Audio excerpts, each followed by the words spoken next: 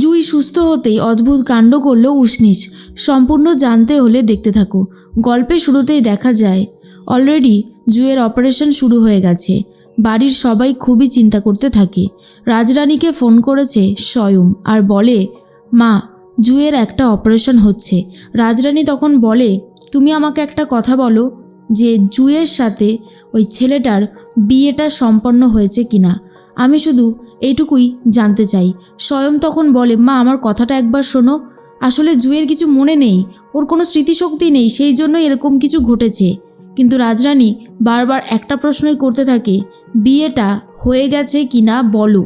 আর তখন স্বয়ং বুঝতে পারে যে সত্যি তো বিয়েটা হয়ে গেছে, এখন সে আর কি উত্তর দেবে। অন্যদিকে দেখা যায় স্বয়ং বুঝতে পেরে যায় রাজরানীকে যদি এখন বলে জুইয়ের বিয়েটা হয়ে গেছে তাহলে একটা অদ্ভুত কাণ্ড ঘটে যাবে। অন্যদিকে যশোজিতের ভাই স্বয়মের সাথে খুব বাজে ব্যবহার করতে থাকে আর তখন বলে, ব্যাপারটা কি? হ্যাঁ, তোমার ব্যাপারটা ঠিক কি? কেন বাড়াবাড়ি করছো? জুইয়ের সম্বন্ধে এই কথাগুলো কেন বলছো? জুই আর এই উষ্ণিস বলে ছেলেটার যে বিয়ে হয়েছে, পারবে তুমি প্রমাণ করতে? পারবে না। তাই এই সমস্ত কথা একদম বলবে না, মুখে উচ্চারণ করবে না। এর মধ্যেই দেখা যায় মনে মনে একটা কথাই ভাবতে থাকে যে কি করে সবটা ঠিক করবে। ইউভেনের পিসি তখন বলে, শোনো, তোমার এখানে কোনো দরকার নেই, তুমি এখান থেকে চলে যাও। কিন্তু স্বয়ং কোনোভাবেই যেতে চায় না। এদিকে রাজরানী মুখার্জি বাড়িতে এসেছে। রাজরানী নিজের কিছু জিনিসপত্র নিতে এসেছে। তখনই সাক্ষী বলে, আপনি এখানে এসেছেন ঠিক বুঝতে পারলাম না। রাজরানী বলে, চিন্তা করো না, আমি এখানে এমনি এমনি আসিনি, কিছু জিনিসপত্র বাকি রয়েছে নিয়ে যেতে, সেগুলোই নিয়ে যেতে এসেছি। আর এই বাড়িটার পুরো দায়িত্ব, যশোজিতের পুরো দায়িত্ব তোমার হাতে তুলে দিতে এসেছি।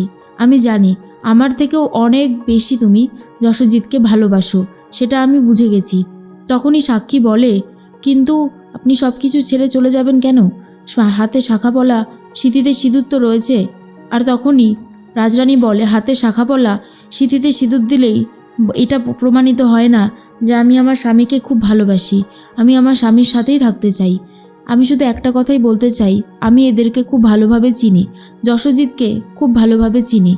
তুমি ওর সাথে ভালো থাকো, সুখে শান্তিতে সংসার করো, শুধু এটুকুই চাই। এরপরেই নিজের কিছু গয়না বার করেছে, তার মধ্যে 2 জোড়া বালা দিয়ে যায়, আরও অনেক কিছুই দিয়ে যায় সাক্ষীকে। 1 জোড়া বালা সাক্ষীর হাতে পরিয়েও দেয় রাজরানী আর বলে, এগুলো তোমার হাতেই মানায়, আজকে থেকেই সব কিছুর দায়িত্ব তোমার। তখনই সাক্ষী বলে, কোর্টের কাঠগড়ায় দাঁড়িয়ে যশোজিৎ যে কথাগুলো আমার সম্পর্কে বলেছিল, ওকে আমার খুব ভালোভাবেই চেনা আছে, আর ও কী করতে পারে সেটা আমিও খুব ভালো মতন জানি। রাজরানী বলে, চিন্তা করো না, একদিন দেখবে সব ঠিক হয়ে গেছে। ইউভিন, যশোজিৎ এদেরকে নিয়ে তুমি সুখে শান্তিতে সংসার করবে, আমি শুধু এটুকুই চাই। সাক্ষী বলে, অনেক বড় একটা সমস্যা শুরু হয়ে গেছে। ওই যে ছেলেটা উষ্ণিস, ও কিন্তু জুইকে বিয়ে করে নিয়েছে, অনেক বড় একটা গেম খেলে দিয়েছে, প্রচুর ডেসপারেট, জানেন, মনে হয় কোনো পরিকল্পনা আছে। আর তখনই দেখা যায় রাজরানী বলে, দেখাই যাক শেষ পর্যন্ত কি গণ্ডগোল বা কি অঘটন ঘটায়, আমিও দেখতে চাই। তুমি এসব নিয়ে ভেবো না, তুমি মন দিয়ে সংসারটা করো। অন্যদিকে ভারতী দেবী চলে এসেছে হসপিটালে। তখনই বলে জুয়ের বাবা, মা, আজকে যদি তুমি আমার মেয়েটাকে এত বেশি আশকারা না দিতে তাহলে হয়তো ওর এই অবস্থা হতো না। বারবার আমি বলেছিলাম এই মেয়ে একদমই কথা শোনে না, ওকে শাসনের প্রয়োজন আছে। আর যখনই আমি ওকে শাসন করতে যেতাম সবার আগে তুমি আমাকে বাধা দিতে, দেখলে তো আজ কি অবস্থা হলো, ও বাঁচবে তো? তখনই ইউভিনের পিসি বলে, কি বলছেন কি আপনি? আরে বাবা, এই ডাক্তারের হাতে জাদু আছে, ও ঠিক জুইকে সুস্থ করে দেবে, আপনি একদম ভাববেন না। স্বয়ং ভাবে, সত্যি সত্যি তো জুইয়ের বিয়েটা হয়ে গেল, এবার কি হবে কিছুই তো বুঝে উঠতে পারছি না। তার মাঝখানেই তখন উষ্ণিস বারবার করে ভাবতে থাকে কি করে খুঁজে বার করবে জুইকে। অনেকগুলো হসপিটালেও যায় কিন্তু কোনোভাবেই আর জুইকে খুঁজে বার করতে পারে না। তার মধ্যেই উষ্ণিস ফোন করেছে জুইয়ের বাবাকে আর বলে, কোথায় আমার জুই, কোথায় রয়েছে? তখনই জুইয়ের বাবা বলে, শোনো, তোমার সাথে জুইয়ের বিয়েটা জাস্ট মানি না। তুমি আবার বড় বড় কথা বলছো, একদম বেশি বড় বড় কথা বলবে না। তুমি পারবে বিয়েটার প্রমাণ দিতে? উষ্ণিস বলে, আপনি জানেন না আমি কি করতে পারি। জুই আমার স্ত্রী, কালকে ওর সাথে আমার বিয়েটা হয়ে গেছে, তাই আপনি আর বাড়াবাড়ি করবেন না। আপনি ওর যতই বাবা হন না কেন, ও এখন আমার স্ত্রী, তাই আমি যেটা বলবো সেটাই হবে। স্ত্রী আর স্বামীর মধ্যে আপনি কোনোভাবে আসবেন না, কথাটা কান খুলে শুনে রাখুন। কিন্তু জুঁইয়ের বাবা বলে ও আমার মেয়ে, ও আমারই কাছে থাকবে, তোমার কাছে ও যাবে না। কিন্তু উষ্ণিস বলে যে জুঁইকে সে বিয়ে করেছে, আজকে তার কাল রাত্রে কালকে বউ ভাত ফুলশয্যা। এই সমস্ত কথা শুনে খুব রেগে যায় জুঁইয়ের বাবা, ফোনটা কেটে দেয়। তারপরে আবার যখন উষ্ণিস ফোন করে, এরপর ইউভিনের কাকার সাথে কথা বলতে থাকে আর বলে, কে তুই? তোকে আমরা মানি না, তুই জানিস না আমরা তোর কি ক্ষতি করতে পারি।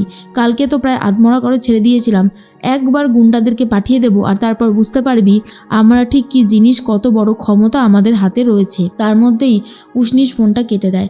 এরপর ভারতী দেবী তার আরেক নাতনিকে বলে, উষ্ণিসের নাম্বারটা তোর কাছে আছে?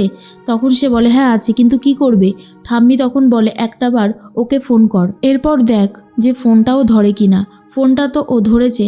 উষ্ণিসকে তখন ঠাম্মি বলে, আমি ভারতী দেবী বলছি, জুঁইয়ের ঠাম্মি। তখন উষ্ণিস বলে, ঠাম্মি ঠাম্মি আপনি জানেন জুঁই কোথায়? আমি ওকে পাগলের মতন খুঁজে বেড়াচ্ছি, এই হসপিটাল থেকে ওই হসপিটাল, ওর কোনো খবর পাচ্ছি না।